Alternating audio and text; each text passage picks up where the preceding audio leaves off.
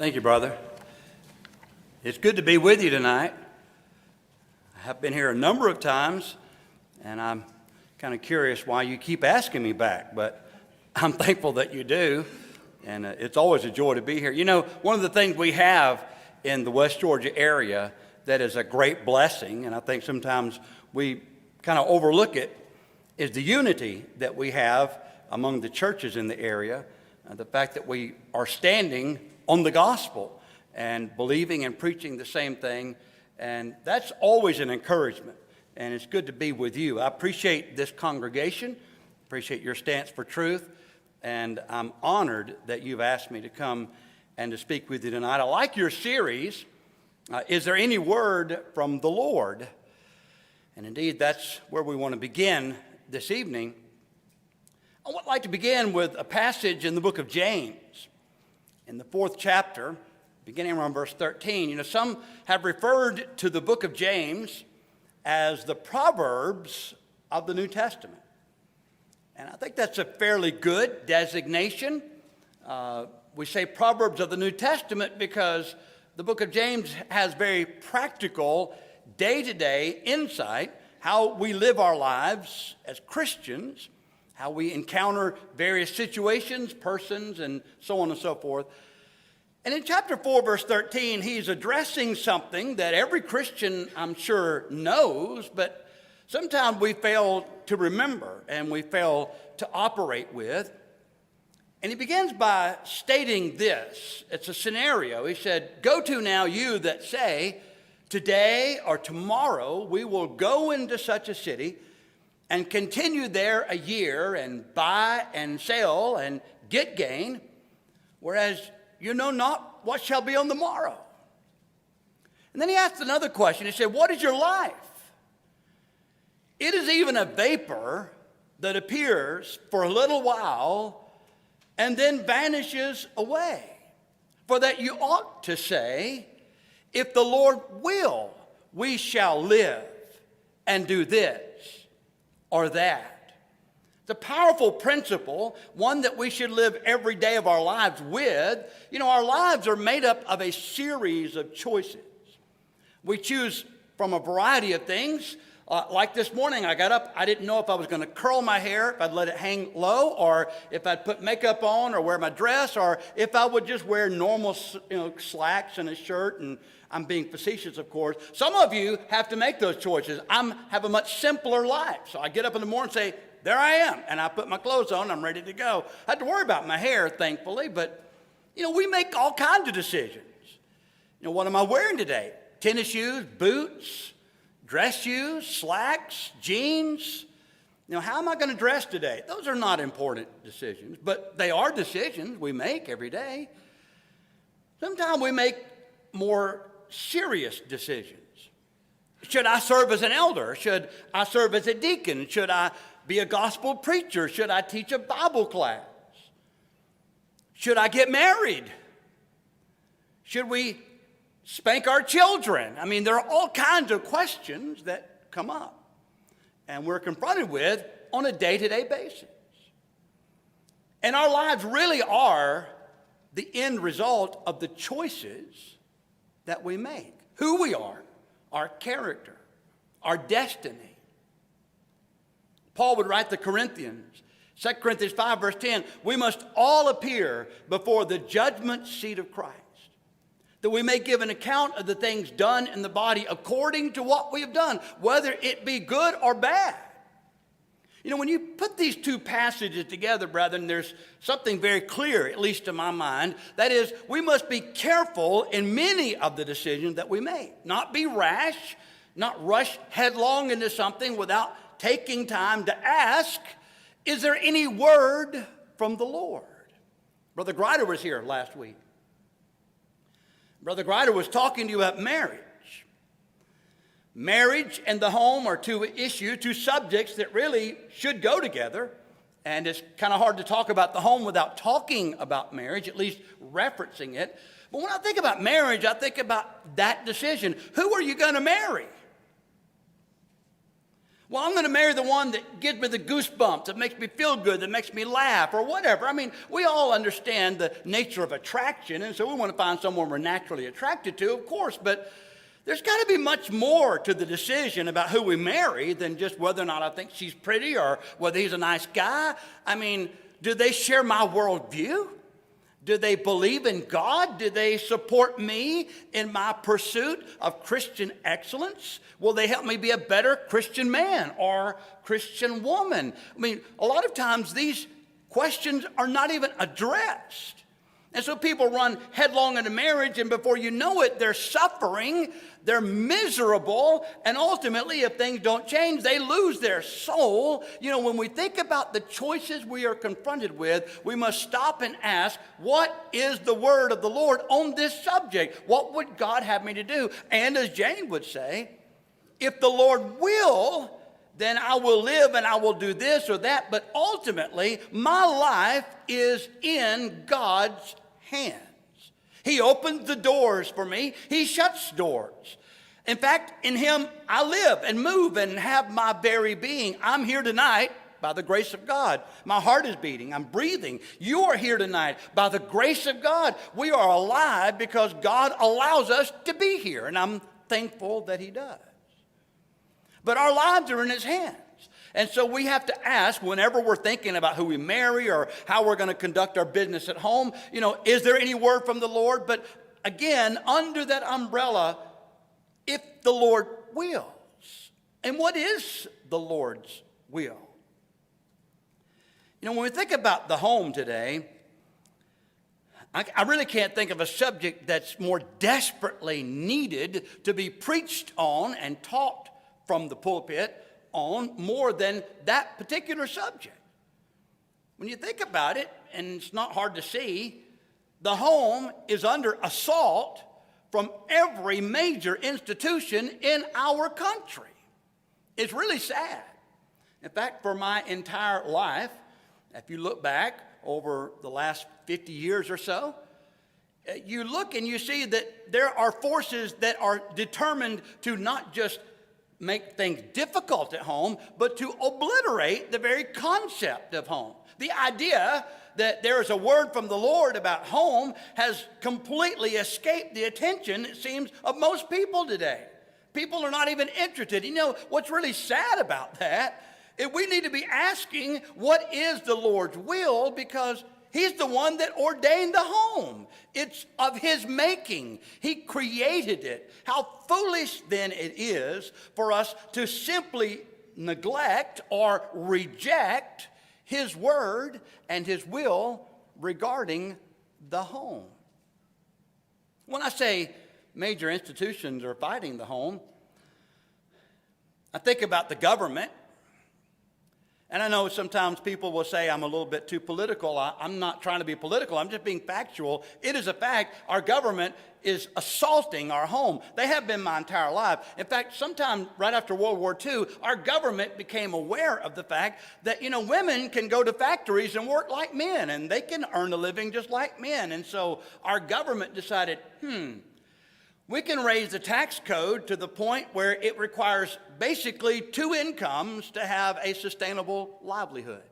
And so we're now robbing the home of moms, of wives, because it requires one to work to pay the taxes, another to work to pay the bills. And so our government knows this, and so we have literally a punitive tax code thanks to our government.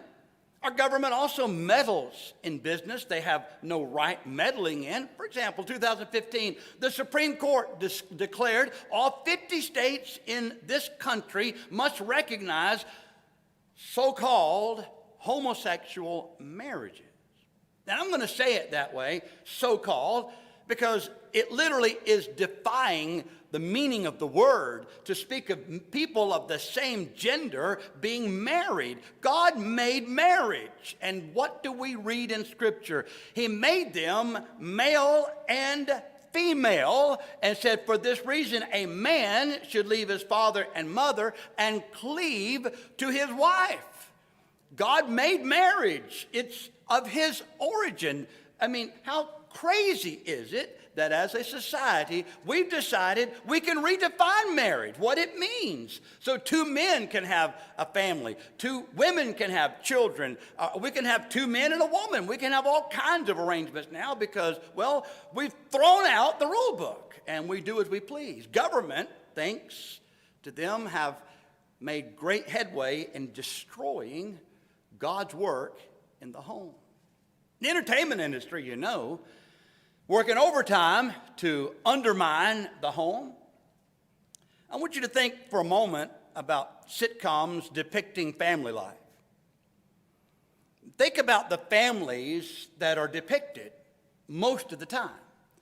Usually, there's not a man and woman, a mother and father, a husband and wife present in the home. It's usually some other arrangement. Well, this is my woman friend, or this is my man friend, or this is my girlfriend, a woman speaking, or this is my boyfriend, a man speaking, and we're living together and we have a family. Or if it is a man and a woman, well, they're divorced or they're just living together without the benefit of marriage.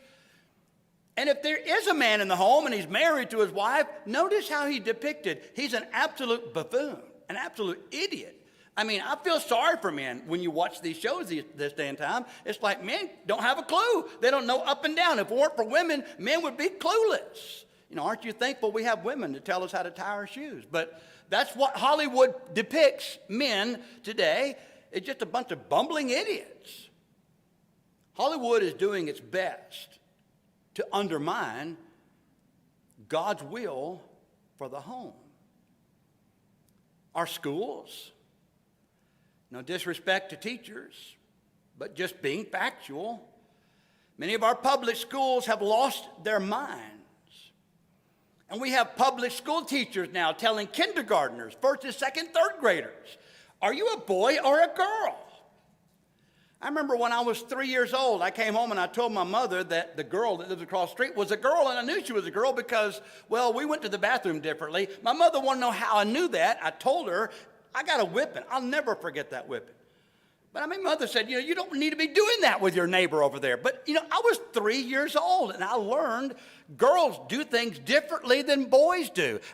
No one had to tell me that. But now we have teachers telling our kids, are you sure you're a boy, or would you like to identify as a girl? And shh, don't tell your parents.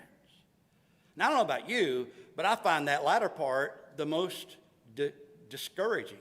Because we have literally educators saying to children, don't trust your parents. You take your lead and your cue from us. Don't worry about them. Churches have played a role in the assault on the home. How many churches do you know today that have taken a stance on marriage, divorce, and remarriage as it was discussed by Jesus in Matthew 19? I can tell you there are a number of churches, even among churches of Christ, that have decided Matthew 19 really doesn't apply to us anymore.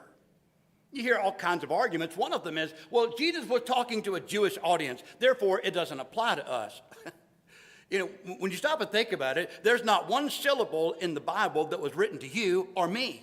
Nothing was addressed specifically to us. We understand that God is speaking to us as he relates those events to us, but this is a foolish argument that we're hearing. But this doesn't apply because he was talking to the Jews as though God has a moral standard for the Jewish people and a different one for the Gentile people. This is an absurd argument. But why are we even reasoning this way? Because we don't want to take a stance on marriage, divorce, or remarriage because it might upset some people, might make some people mad, might run some people off. I'm really at the point of just having lost my patience with that mindset. Of being afraid of hurting people's feelings, stepping on toes, making people mad. Much of the reason we're seeing the madness of our world today is because good people have decided we don't want to ruffle feathers. We don't want to make waves. We don't want to make anybody mad. I'm here to tell you tonight, brethren, the world isn't going to like us regardless of what we do. We need to do the will of the Lord and preach the law of the Lord faithfully in spite of what the world may say about it. Now, churches are saying today, People are living together without the benefit of marriage, but they're in a committed relationship. Well, you can call it what you want to call it. The Bible defines it as fornication. It's shameful behavior. Churches are contributing mightily to the demise of the home. And that's a tragic commentary, but it's true. Some denominations today are appointing homosexual preachers and priests to serve their people. I don't know about you, but I think it's high time that we got up off of our pews and said, enough already. It's time we started sharing the word of the Lord with our neighbors regarding the home. How would God have us to conduct ourselves in our homes? Because of these attacks from all these various sources, the attitude on the part of most Americans has changed dramatically about marriage, about the home. More than 50% of Americans polled today say they think marriage is obsolete. How many times have you heard people say, a marriage is a piece of paper? Just a piece of paper, huh? What God has joined together, let not man put asunder. Marriage is a sacred union, a serious ordeal. And we treat it with such flippant regard. You would get the impression that Satan knows if I can destroy the home, I will have made great inroads in destroying society at large. I can hinder the church. I can destroy the culture. All I have to do is attack the home. So he's made that, I think, one of his front lines today. We need to be aware of the very assault that's taking place on the home as God ordained it. Because we have rejected the word from the Lord, our homes are in serious trouble. But I'm thankful to suggest to you tonight that in His mercy and His grace, God has provided for us an instruction manual. When we think about our marriages, think about our homes, we think, well, I want to be a better husband, I want to be a better father, better wife, better whatever. And so we consult the experts.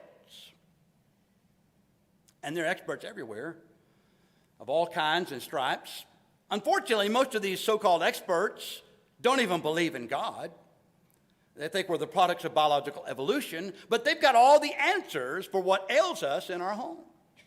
I'm not sure how that's even possible, but we really need to get away from the so-called experts and get back to the one who actually knows what he's talking about. God made the home. He made us. He knows how we work and what works best for us. Doesn't it just make sense to say, Lord, what is your will for the home? And how would you have us conduct ourselves in our homes? I want to talk to you tonight from the book of Proverbs. If you have your Bibles, you can follow along. Maybe you just want to write some of these down. But I want to talk about the family from the book of Proverbs. And I want first of all ask, what is a home? What is a home? And we hear terms like traditional home. The Judeo-Christian view of the home.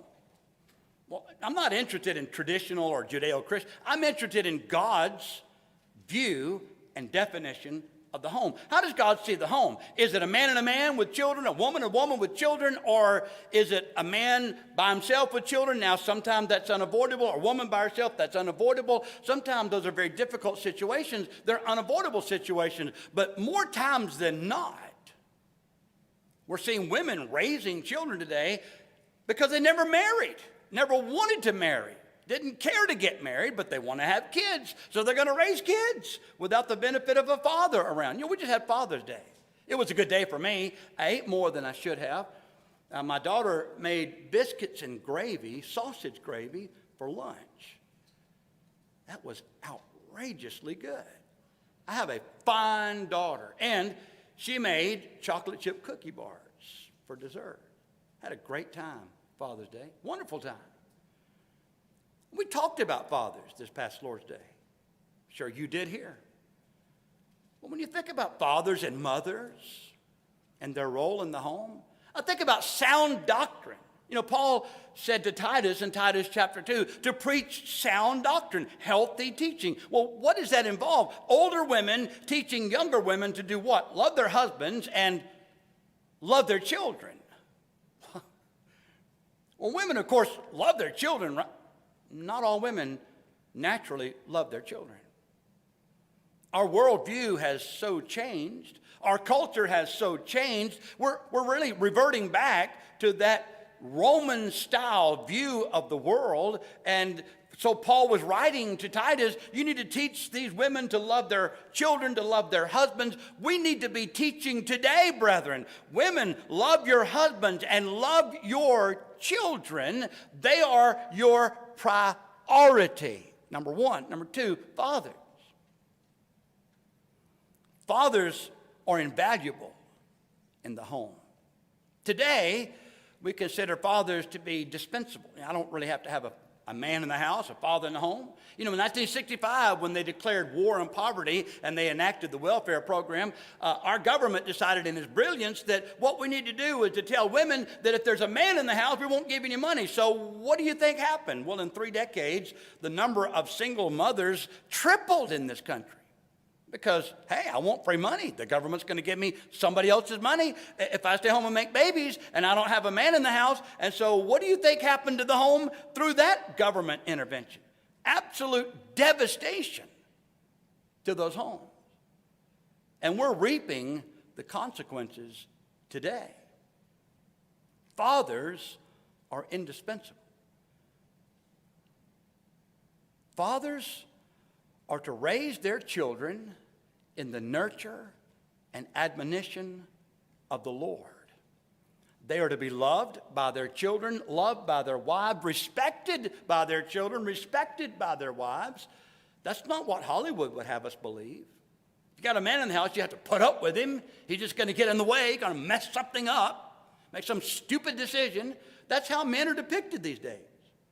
You know, the truth of the matter is, if you look at it just from government statistics, children that grow up in homes with a man present, that is a father, a husband and father, and a mother and wife, if they grow up in a God-fearing home, government statistics prove, children are healthier. Physically healthier, have less cases of asthma. They don't get the cold as often. And when they do, it doesn't have as long a duration. They're just better off, healthier kids, number one. Number two, they have a better ability to educate themselves.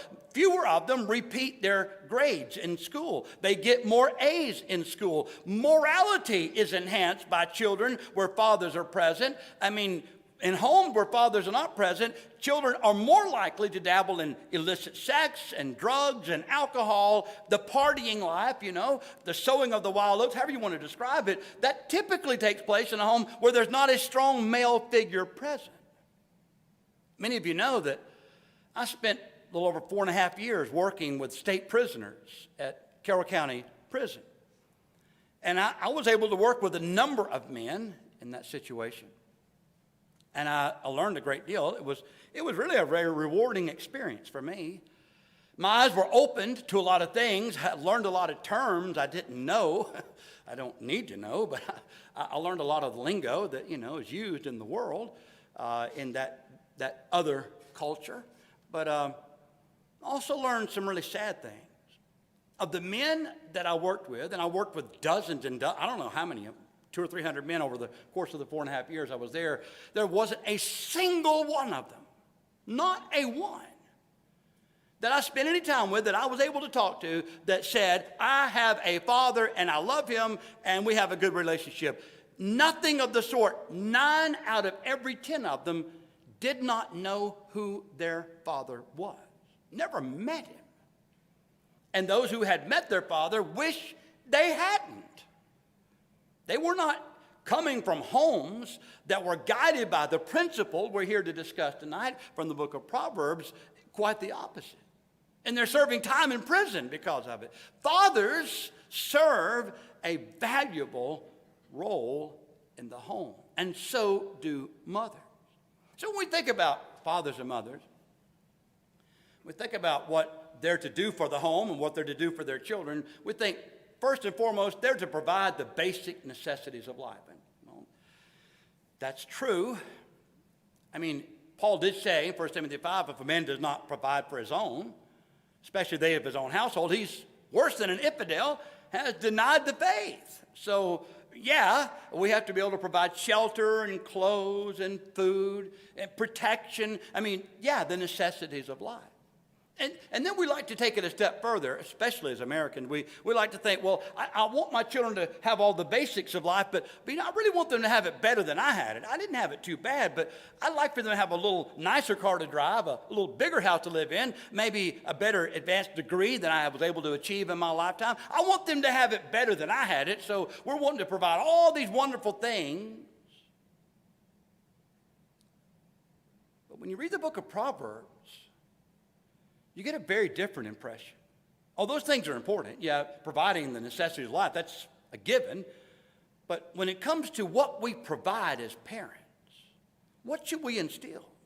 Proverbs 15, verse 16. Better is a little with the fear of the Lord than great treasure with trouble. Fascinating passage. Notice what he's saying here. It's better to just have a little bit, to just get by.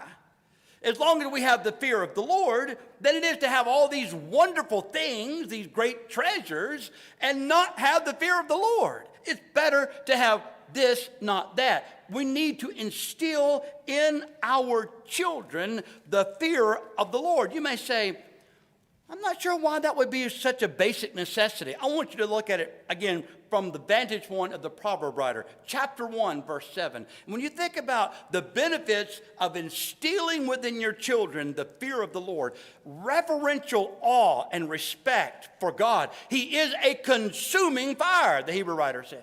We need to teach our children that they will one day answer to Him.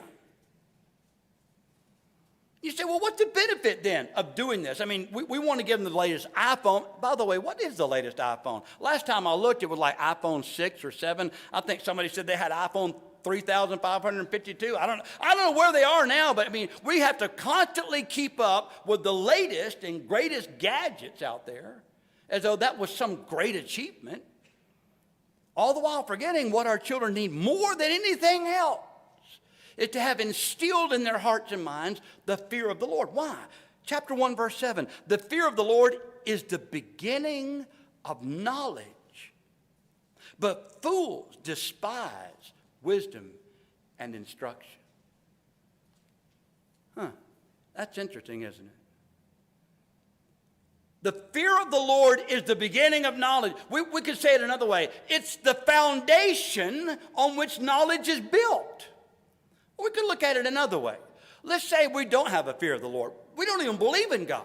At least we tell ourselves, I don't believe in God. I'm the product of some biological explosion somewhere in happenstance. So here I am, and there's no God. I don't answer to anyone. And so I'm going to go out and I'm going to try to acquire knowledge. I'm just going to pursue knowledge. So kind of reminds you of what Paul said in Romans 1. You know, we reject our Creator, and we enthrone our own wisdom, and by achieving what we think is our wisdom, we've become fools, rejecting a knowledge of God. You say, well, how is that so, preacher? Did you ever think, and be honest, did you ever think as a society we would reach a point where we didn't know if I'm a boy or a girl, or if I would be afraid to say, hey, I'm a dude, I'm a guy, I was born this way, and I'm proud to be a guy. You know, I was telling the people at church at Villa Rica just the other day, I'm proud to be a man. Whatever. And my sister told me at church, she said, well, I'm proud to be a woman. I said, well, I'm glad that you're proud to be a woman, and I'm proud I'm not a woman, but I'm a man. And I'm not ashamed to say I'm a man. And I'm not ashamed to say you're a woman and a neat woman. I like you. You're my sister. And I think you're pretty too. But, you know, I'm glad I'm not you. And I'm glad you're not me. Whatever. I mean, the point is, where do we get the idea there's something wrong with saying there are boys and girls and that we're born that way. You know, Bruce Jenner can say what he wants. He can call himself Caitlyn all he wants to. He can cut off whatever body part he wants to. But when he dies, he's going to die a male. He was born a male, and whatever he does to mutilate his body, it's not going to change the fact that he's a male. I still see him on the Wheaties box, by the way. He's, jumping over the hurdles and doing the thing in the Olympics. I mean, I can't see him any other way. And now you're saying, but he's calling himself a she now. I'm sorry. I'm not playing that game. I'm not going down that road. You can say what you want to say. Y'all seen that video on Facebook, I'm sure some of you have, where that woman go before the school board. She says, I'm a cat. Don't you believe I'm a cat? I declared myself to be a cat. Now, if you really thought I was a cat, then you're either crazy or I'm crazy. But we can't honestly think that I'm a cat. And, of course, she was discussing the fact there was a teacher in the school that was a man that said he was a woman. And he said, just the fact that he says it's a woman doesn't make it so. And I don't have to respect that madness. He needs to be in a hospital somewhere. And the truth of the matter is, people today have lost their ever-loving minds. We're denying basic biology while all the time clamoring, we're pursuing science. I'm sorry, that's insane. But how did we get here? Well, we decided there is no God. And we're smart enough to do things our way. We don't need to ask, is there any word from the Lord? We'll just do what we want to do. And so here we are. We've got women now, or men rather, competing in women's sports because they can't beat their male counterparts, so they can say, hey, I'm a woman. And so now he's got to be able to compete with these women, and they got to be able to go in the locker rooms and get dressed in front of them. This is crazy stuff. And people say, you shouldn't talk like that. Yes, we should. If someone's that crazy, they need to be put in the hospital. Something's wrong with their mind. They're not thinking straight. So, where do we get to this point? We have no fear of the Lord. The fear of the Lord is the beginning of knowledge. By the way, people that fear God know I'm a boy or I'm a girl, and I don't have a problem saying that. I'm proud to be a man. Next question. Okay, it's not a hard thing, but that's the beginning of knowledge. Proverbs 10:27. Why should we teach children to fear the Lord? The fear of the Lord prolongs days, but the years of the wicked will be short. You remember Billy Joel wrote that song, very popular, Only the Good Die Young. I suppose there's a concept floating around like that. Only the good die young. My parents are 94 or 91, and they're at church tonight. They told me that we're going to miss you tonight, but we're going to be singing that you're gone. I said, well, okay, thank you. They're actually singing and rejoicing that I'm not there at Villa Rica tonight. So they're having a good time without me. But my parents, 94, 91 years old, are at church tonight in Villa Rica. I'm thankful for that. About 4 years ago, I was able to contact my childhood friend. Guy lived next door to me. We were best friends growing up, went to school together, experienced a lot of things in our formative years. I considered him my best friend. And we lost track. I went to Montgomery and when I was 18 years old, never went back and never returned to East Point. So he just kind of fell off the radar and we didn't keep track with each other. But I found him on Facebook one day and we started talking and he said, here's my phone number. So we talked on the phone. It was really good to hear his voice and talk to him again after all those years. Catching up on a life of experience. And I started asking about some of our mutual friends, and one by one, they're dead. Gary? Yeah, Gary. Josh? Yeah, Josh. Well, how did Gary die? Well, he died about 6 months ago, overdosed. Overdosed? Gary? He was a boxer. We used to box when I was in high school. Played, football. He was a tight end, good guy. Very healthy. No, he got strung out on drugs and alcohol, dead, age of 54. That's sad. I don't know how many of my friends that I grew up with, most of them that I went to school with, are dead. Or they're not well off. And this idea that, we just do as we please and live as we please, we're only hurting ourselves. How foolish it is to live a life rejecting the knowledge of God and the will of God. We hear it said when we're young, well, you go to church because, you want somebody to tell you what to do and how to live your life. Well, we need someone to tell us how to live our lives. Oh, Lord, I know that the way of man, not himself, it's not a man that walks to direct his step. We need guidance. We need somebody to show us how to live. You know, the Word of God is profitable, brethren. It's God-breathed and it's profitable. It's not something we do because we want to keep ourselves suppressed. I want to do it because I want to be liberated from my passion, from my stupidity, from my ignorance. I want to have the enlightenment that only God can provide. And aren't you thankful that we have a word from the Lord? Proverbs 16:6, if we instill the fear of the Lord in our children, notice what the proverb writer says. In mercy and truth, atonement is provided for iniquity. And by the fear of the Lord, one departs from evil. I guess if I were to ask for a show of hands of parents who have raised teenagers, how many of you have spent a sleepless night wondering about your child? Are they living right? Are they doing right? Have they got the right friends? Are they making the right choices in life? I'm sure at some point, all of us have had a moment or two, maybe a period or so in our raising our children when we didn't know, are they going to make it or not? We weren't sure. We do our best. We give it our all. But at the end of the day, if we can instill the fear of the Lord in our children, their ability to say no to sin, to avoid the pitfalls associated with adolescence and growing up, they are nullified because our children have the greatest provision of all. They may not have the latest and greatest iPhone or iPad or TV or car or nicest house or whatever, but if they have the fear of the Lord, they have the greatest provision of all, brethren. Are we teaching our children to fear God? Proverbs 22, verse 4. By humility and the fear of the Lord, get this, are riches and honor and life. What's that? The fear of the Lord brings riches and honor. Wait a minute, I want my kid to have the best. I want them to be rich. If you want to enrich your family, instill within your family the fear of the Lord, and riches will follow. You say, but that doesn't make sense. Well, Jesus taught basically the same thing in the Sermon on the Mount. But seek ye first the kingdom of God and his righteousness, and all these things. What things, Lord? Food, clothing, shelter, the things that everybody worries about. These things will be added to you. I'll take care of you, God assures us, if you simply seek first my kingdom.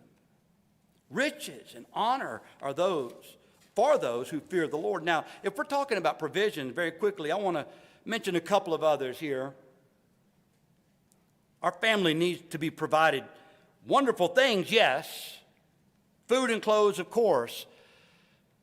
But not only the fear of the Lord, we have a competing and an equally necessary ingredient, and that is to provide our families with a loving environment. How many of our children are growing up in a hostile environment? Been studying with a lady for years, trying off and on through the years to reach her with the gospel. I'm thinking, well, I've said everything there's to say, done everything I know to do. Finally have concluded, because she's told me, you don't know what it was like in the home that I grew up. You grew up in a very different environment. At first I heard that and I thought, whatever, that's just an excuse. And it is, at the end of the day, partly an excuse, but at the same time, I didn't experience what she experienced. I didn't go through what she went through. I'm thankful that I had parents that loved me, that loved each other, and that taught us as siblings to love each other. We need a loving environment. Better is a den of herb where love is than a fatted calf with hatred. It's just better to have love than it is to have all the nice stuff. Proverbs 17, verse 1, better is a dry morsel with quietness than a house full of feasting with strife. Dad's going off to earn a living, to provide all these nice things, but in the process, what's happened? Dad is absent. He's not there. Who do your children need more, the money or the dad? They need their dad more than they need his money. And we get so carried away with junk. We're so materialistic. We think if I could just have the right stuff, my kids will be provided for, and they're going to love me, they're going to adore me. You know, we can grow up in abject poverty, and if we love our kids, we will have a bonded relationship that nothing can break. And I've seen that happen over and over, and I'm sure you have too. Better it is to have a dry morsel in quietness than a house full of feasting with strife. I heard a noise a while ago. Is that supposed to be telling me something? 3 more minutes. That's ridiculous. I haven't even got started. Okay, I'm just going to cut to the chase. Let's get to the end. Hebrews 11, verse 7.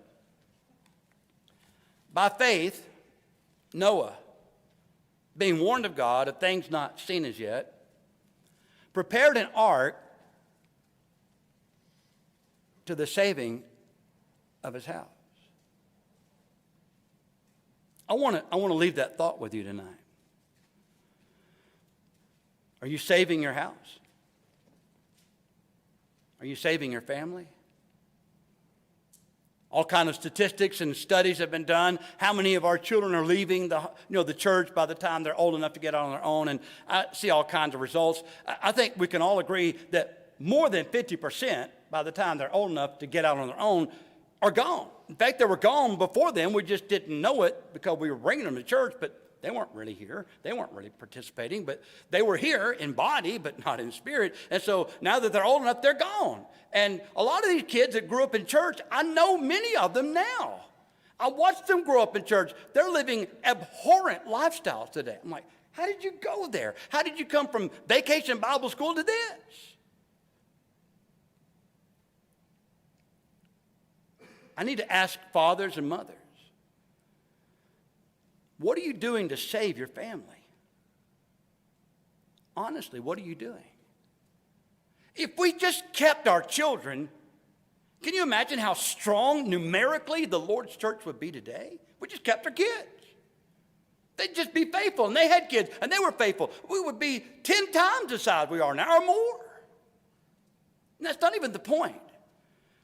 The point really, in my mind, comes down to that story in Luke 16 of 2 men that died. One of them was a rich man. The other one was named Lazarus.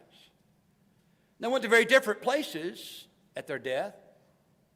The rich man, was in torment, and he's begging Abraham to send his former servant over there to dip his finger in water and soothe my scorched tongue.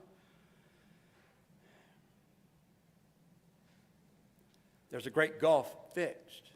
Well, then send someone back to my father's house because I got 5 brothers. Tell them not to come to this awful place. I hope and pray that we don't wait till Judgment Day and look across and see our children in the wrong place and think, what could I have done different? Now, I don't want you to misunderstand, because I think sometimes preachers tend to leave a guilt complex on parents because we say, well, if I just done my job, my children would be faithful. That's not necessarily the case. In fact, Isaiah chapter 1, God said, I've nourished children, and they've rebelled against me. Even God has children that have rebelled against him. So if you have children that have rebelled, you have to remember your children are free moral agents. That's not the point I'm making. I'm not talking about the fact you can guarantee they'll be faithful Christians, but I'm asking you sincerely, honestly, what do your children see in you? Do they see you putting the kingdom of God first or not? Is the Lord supreme in your life or not? By faith, Noah obeyed. Do your children see you, by faith, obey the word of the Lord? I can't guarantee their salvation, but I can certainly do everything in my power to see to it that they are faithful Christians. I thank you for your time. Sorry, I didn't realize that time went so rapidly here at Bremen, but anyway, thank you.